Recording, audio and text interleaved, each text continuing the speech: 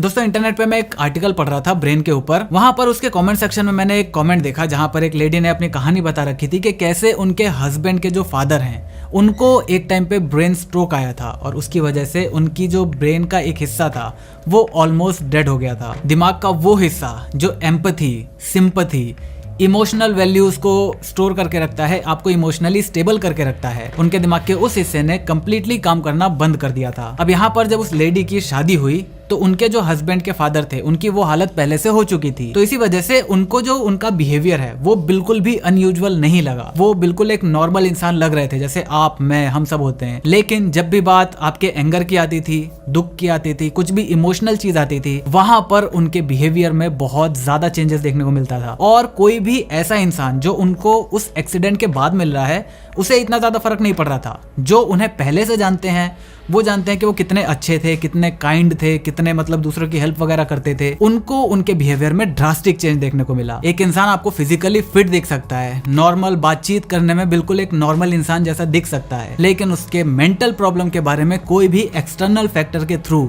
आपको बात नहीं बता सकता। आज की वीडियो में हम जो भी बात करेंगे वो डॉक्टर डेनियल अमेन की बुक द मेमोरी रेस्क्यू में लिखा हुआ है। तो चलिए जल्दी से वीडियो को शुरू करते हैं। तो देखो, आपको एक चीज ध्यान में रखनी होगी कि हम इनिशियली या बचपन में जितना सीखते हैं उसके मुकाबले जैसे जैसे हमारी उम्र बढ़ती रहती है वैसे वैसे हमारी सीखने की एबिलिटी खत्म होती रहती है।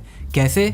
इसके लिए आपको एक टर्म समझनी होगी, न्यूरोप्लास्टिसिटी। न्यूरो मतलब न्यूरॉन्स, प्लास्टिसिटी मतलब उसका फैलाव, मतलब आप उसको अपने हिसाब से मोल्ड कर सकते हो। तो यहाँ पर ये चीज साइंटिफिकली प्रूव हो चुकी है कि बच्चों के अंदर जो न्यूरोप्लास्टिसिटी होती है वो काफी ज्यादा होती है और जैसे जैसे आपकी उम्र बढ़ती रहती है वो बहुत कम होती जाती है। तो चलिए अब बात कर लेते हैं उन एक्सरसाइजेज की जिसकी मदद से आप अपने दिमाग के सारे हिस्सों को इंटैक्ट, कंप्लीटली फिट और अपनी न्यूरोप्लास्टिसिटी को ज्यादा से ज्यादा टाइम तक बरकरार रख सकते हो। तो यहाँ पर शुरू करते हैं हमारे दिमाग के सीईओ से, मतलब जो हमारे दिमाग का मेन कंट्रोल यूनिट होता है। फ्रंटल, टेम्पोरल, पेरिटल और ऑक्यूपिटल, ये 4 पार्ट होते हैं। पेरिटल और ऑक्यूपिटल ये जो 2 पार्ट्स हैं ये हमारे सराउंडिंग्स का ध्यान रखते हैं। मतलब जैसे अगर आपकी आंखें बंद भी हो, मान लो अचानक से इधर से कोई बहुत तेज बाइक आ रही है, आप भले आपका सारा ध्यान सामने है लेकिन फिर भी आपको एक सेंस होगा कि इस डायरेक्शन से कोई बहुत ही तेज चीज आ रही है। तो ये सारा काम आपका ये दोनों पार्ट करते हैं और आपके जो ये दोनों पार्ट है ये आपकी सेंसर से इंफॉर्मेशन लेने के बाद उसकी एनालिसिस करते हैं और आपके डिसीजन मेकिंग में आपकी हेल्प करते हैं। जैसे फॉर एग्जाम्पल आपने किसी गर्म चीज को छुआ तो आपके स्किन में जो टच सेंसिटिविटी मौजूद है उससे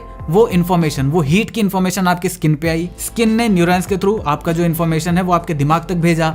अब दिमाग के ये दोनों हिस्से इसको एनालाइज करेंगे कि इतनी जो गर्मी है, ये जो टेम्परेचर है, ये आपके स्किन को जला सकता है, इसीलिए क्या करो, हाथ को वहां से हटा लो। तो जैसे किसी भी गर्म चीज पर हाथ रखते हो तो जो तुरंत हटता है वो इसी प्रीफ्रंटल कॉर्टेक्स की ही मदद से हटता है और उसमें ये दोनों पार्ट्स इन्वॉल्व होते हैं। जब आपका ये हिस्सा बिल्कुल इंटैक्ट होगा तो उस टाइम पर आप अच्छे से ऑर्गेनाइज रहोगे, आप गोल ओरिएंटेड रहोगे, आपके दिमाग बहुत सही चलेगा, उसमें बहुत अच्छे अच्छे थॉट्स आएंगे, आप इमोशनली बहुत ज्यादा इंटेलिजेंट रहोगे, आपको बात बात पर गुस्सा नहीं आएगा। अगर सामने वाले को इमोशनल सपोर्ट की जरूरत है आप उसको बहुत अच्छे से सजेशन दे पाओगे। लेकिन अगर वहीं ये पार्ट सही नहीं रहा तो आप बहुत ज्यादा इंपल्सिव बन जाओगे, मूडी बन जाओगे, आपका दिमाग हमेशा अनऑर्गेनाइज रहेगा, आपको जो टाइम मैनेजमेंट है वो बिल्कुल अच्छा नहीं रहेगा, आप कितनी भी कोशिश कर लो आप प्रोडक्टिव नहीं रह पाओगे। इस चीज के लिए एक्सरसाइज क्या है, कैसे इस चीज को डेली बेसिस पर हम और अच्छे से इंप्रूव कर सकते हैं? तो उसके लिए ऐसे गेम्स जहां पर नंबर्स बहुत ज्यादा आते हैं या फिर वर्ड्स, सेंटेंसेस बनाने होते हैं, क्रॉस वर्ड के जितने भी गेम्स होते हैं ना, अगर वो आप खेलोगे तो ये आपके इस पार्ट को काफी ज्यादा यूज में लाएगा। मतलब सिंपल सी बात है, जैसे हम जिम में वेट उठाते हैं उससे हमारी ये मसल कॉन्ट्रैक्ट और रिलीज होती है, स्ट्रेच होती है, उसको जब हम खाने से फीड करते हैं तो हमारी मसल बनती है। हमारा दिमाग भी एक मसल ही है। तो इस तरह की जब आप एक्सरसाइज करोगे तो उससे आपके दिमाग का ये वाला हिस्सा काम में आएगा और उसके बाद जब आप अच्छे न्यूट्रिशन लोगे, अच्छा खाना लोगे, अच्छी स्लीप लोगे तो ये वाला मसल जो है वो इंप्रूव होगा, बढ़ेगा और आपका डिसीजन मेकिंग और भी अच्छी हो जाएगी। इसी के साथ अगर आप स्पीच वगैरह देते हो, आप किसी से डिबेट करते हो, आपके पास पॉइंट्स हैं, आप उस पॉइंट्स को किसी के सामने लाते हो, जैसे पब्लिक स्पीकिंग हो गया, ऐसे में भी आपका ये दिमाग का हिस्सा काफी ज्यादा एक्टिव होता है। अगर आपको गेम ही खेलने हैं तो ये वाले हिस्से के लिए सबसे बेस्ट गेम चेस है। इसके बाद जो आप ये सुनते रहते हो ना कि मेडिटेशन से हमारा दिमाग शांत होता है, हम बहुत अच्छा डिसीजन लेने लगते हैं, हमारे बिहेवियर में चेंज आ जाता है, हमारा मन शांत होने लगता है।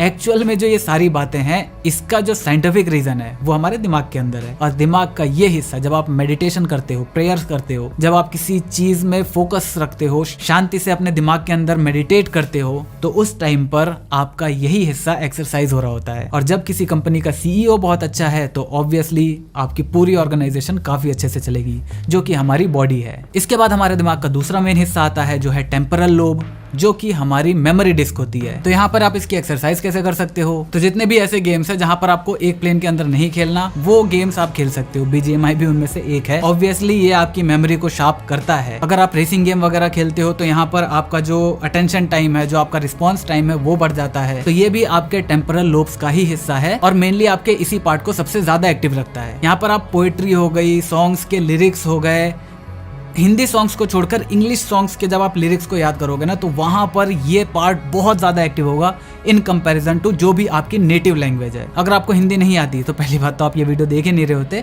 लेकिन फिर भी अगर आप किसी और लैंग्वेज में कंफर्टेबल हो, हिंदी में कंफर्टेबल नहीं हो, तो उसमें अगर आप गानों सुनोगे, उसके लिरिक्स को याद करने की कोशिश करोगे, तो ये पार्ट की एक्सरसाइज बहुत अच्छी होगी। इसी के साथ फिजिकल एक्सरसाइज, ये एक ऐसी चीज है, मतलब आप रनिंग करो, आप किसी भी तरह की स्प्रिंट वगैरह लगाओ, आप जिम में जाओ, फिजिकल एक्सरसाइज करो, फिजिकली अपने आप को इन्वॉल्व रखो, फिट रहो, आपकी जो बॉडी मास रेशियो है वो फिट रहेगा, तो ओवरऑल आपका दिमाग भी फिट ही रहेगा। ये देखा गया है, आपके दिमाग के लगभग सारे हिस्से आपकी फिजिकल एक्सरसाइज करते वक्त एक्टिव में रहते हैं। इसी के साथ जो आपकी मेमोरी है उसको इम्प्रूव करने के लिए क्या कहा जाता है कि भाई बादाम खाओ। अब बादाम के अंदर क्या होता है? Omega 3 fatty acids. तो जितने भी ऐसे खाने हैं जिसमें आपको ओमेगा 3 मिलता है, वो आपके दिमाग के लिए बहुत ज्यादा सही होता है, स्पेशली आपके टेम्पोरल लोब्स के लिए। इसके बाद नेक्स्ट पार्ट आता है हमारा पेरिटल लोब्स, जो कि हमारे दिमाग का GPS होता है। आपकी अगर आंखों को बंद करके चला दिया जाए और आपको बोला जाए लेफ्ट जाओ, राइट जाओ, इधर जाओ, उधर जाओ, थोड़ा सा इधर मुड़ो, थोड़ा सा उधर मुड़ो, तो आपकी डायरेक्शन वाली जो सेंस है, जो आपके इस पार्ट को एग्जीक्यूट करवाता है, वो आपका यही पेरिटल लोब्स होता है। तो यहाँ पर इस हिस्से के लिए आप मैथमेटिकल पजल्स जो होते हैं उसका इस्तेमाल कर सकते हो। अगर आपको जगलिंग करनी आती है, मतलब 3-4 बॉल लेकर आप इधर उधर कर सकते हो, तो आप ऐसा कर सकते हो। अगर आप गोल्फ वगैरह बहुत खेलते हो, तो वहां पर आपके जब आप बहुत ज्यादा गोल्फ खेलोगे, बहुत ज्यादा उसकी प्रैक्टिस करोगे, तो देखा गया है कि दिमाग के अंदर जनरली ग्रे मैटर की प्रोडक्शन बढ़ जाती है और उससे आपके दिमाग की जो डायरेक्शनल पावर है वो काफी ज्यादा बढ़ जाती है। इसी के साथ अगर आप डांस करते हो तो भी दिमाग का ये हिस्सा काफी एक्टिव रहता है, क्योंकि एक तो आपको बीट पकड़नी है, फिर आपको ये भी याद रखना है कि बीट पर आपको लेफ्ट जाना है, राइट जाना है, अपने हाथों को लेफ्ट करना है, कमर को राइट करना है, जो भी करना है, ये आपकी जो सेंस है वो काफी ज्यादा यूज में रहती है। तो दिमाग का ये हिस्सा काफी ज्यादा एक्टिव रहता है। जनरली आपने देखा होगा कि बहुत सारे लोग ऐसे होते हैं जो कहीं एक जगह पर गए और उनको वो रास्ता याद रहता है, लेकिन बहुत सारे लोगों को 2-3-4 बार जाने के बाद भी रास्ते याद नहीं रहते। मैं उनमें से एक हूँ, मुझे रास्ते बिल्कुल याद नहीं रहते।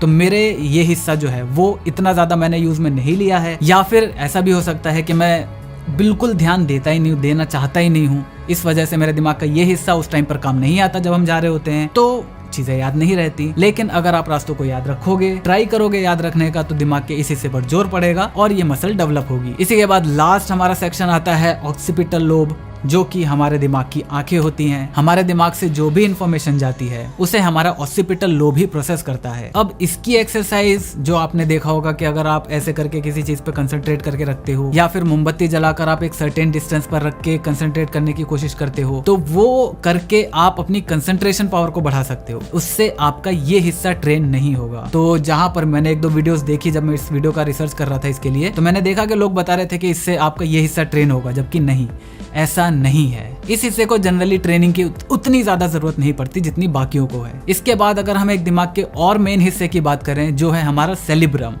अब हालांकि वो हमारे पूरे दिमाग का होता केवल 10% हिस्सा ही है, लेकिन उसी 10% हिस्से में हमारे दिमाग के 50% न्यूरॉन्स होते हैं। अब यहाँ पर सिर्फ इतना ही नहीं, ऑब्वियसली आप समझ गए होंगे, जहां पर ज्यादा न्यूरॉन्स हैं वहां पर न्यूरॉन से क्या समझ में आता है? लर्निंग्स, नई चीजें सीखना। जहां पर ज्यादा न्यूरॉन्स, वहां पर जो आपकी हाई लेवल थिंकिंग स्किल्स है वो डेवलप होती है। अगर आपका ये हिस्सा डैमेज हो जाता है तो आप बहुत ज्यादा अच्छे डिसीजन नहीं ले पाओगे। आप किसी से बात कर रहे हो तो आपको वर्ड्स नहीं मिलेंगे बात करने के लिए, आप बहुत ज्यादा अटकने लग जाओगे, आप पॉजेस लेने लग जाओगे, आपको कुछ समझ ही नहीं आएगा कि एक टॉपिक के बारे में लगातार 10 मिनट तक कैसे बोलना है। अब इस चीज को आप कैसे ठीक कर सकते हो? तो जितने भी फास्ट मूविंग गेम्स होते हैं, specially tennis, cricket, table tennis, badminton, ये जितने भी गेम्स हैं जहाँ पर आपको कंसंट्रेट करना है, आपको डिसीजन लेना है जल्दी जल्दी। अगर बॉलर फेंक रहा है और जब बॉल हाथ से निकल गई तो आपको ये डिसीजन लेना है तुरंत कि वो ऑफ साइड में जाएगी, ऑन साइड में जाएगी, लेग में जाएगी, स्ट्रेट आएगी, कहाँ आएगी, उसके हिसाब से आपको बैट घुमाना है। अगर आप बॉल कर रहे हो तो आपको सामने वाला जो बैट्समैन है उसकी पोजीशन को देखना है, वो कैसे खड़ा है, उसको मैं ऑफ साइड में फेंकूं, इधर फेंकूं, कहाँ पे फेंकूं। आप फील्डिंग कर रहे हो, बॉल आपके सामने आ रही है तो आपको उसको तुरंत जज करना है। तो जहां पर भी इंपल्सिव डिसीजन आपको लेने होते हैं, वैसे गेम्स अगर आप खेलोगे तो वो आपके सेरेब्रम के लिए काफी ज्यादा सही होगा। इसी के साथ अगर आप म्यूजिक सुनते हो, हालांकि ये बहुत ही कंट्रोवर्शियल है, लेकिन मैंने बहुत सारी जगहों पर वेरीफाई करा है कि म्यूजिक सुनते टाइम आपका जो सेरेब्रम है वो काफी ज्यादा एक्टिव रहता है, और जब वो एक्टिव रहेगा इसका मतलब उसका यूज हो रहा है, तो ऑब्वियसली म्यूजिक सुनने से आपके जो सेरेब्रम है उसकी भी एक्सरसाइज होती रहेगी। तो बस ये थे दिमाग के कुछ मेन हिस्से जो आपके ओवरऑल पर्सनैलिटी को डेवलप करते हैं, आप कैसे इंसान हो उसको डिफाइन करते हैं। और जैसा कि मैंने आपको वीडियो के स्टार्टिंग में ही बताया था कि हर फिजिकली फिट दिखने वाला इंसान जरूरी नहीं कि मेंटली भी फिट हो। तो मुझे उम्मीद है आपको वीडियो पसंद आई होगी। वीडियो पसंद है वीडियो को लाइक कर देना, चैनल पर नए चैनल को सब्सक्राइब कर देना, क्योंकि हम ऐसे ही ज्ञान बांटते रहते हैं। मैं मिलता हूं आपसे अगली वीडियो में, तब तक जय हिंद, वंदे मातरम।